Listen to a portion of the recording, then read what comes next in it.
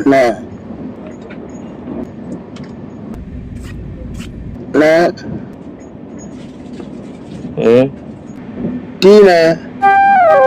hotel வச்சுக்க முகர மூஞ்சியும் பாரு தூங்குறவன் எழுப்பி டீயா ஒவ்வொரு ஸ்டேஷனுக்கு ஒவ்வொன்னு கேட்பியாடா போண்டா வாங்கித்தா பச்சி வாங்கித்தா வடை வாங்கித்தா டீ வாங்கித்தாங்க தூங்குறாம இல்ல ரேஸ் ஒரு ரூபா சொருகிடுவேன் கண்ணை திறக்க கூடாது இப்ப இழுத்து கூட எடுத்து